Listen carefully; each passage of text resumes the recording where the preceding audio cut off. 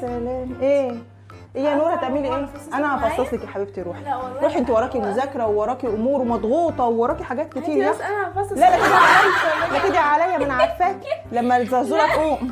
يا الغزاله رايقه ولا ايه؟ لا روحي. ده زمانه بدأ. يعني راح اتفرج عادي وانت هتفصصي الرمان عادي؟ ما وراكيش اي حاجه؟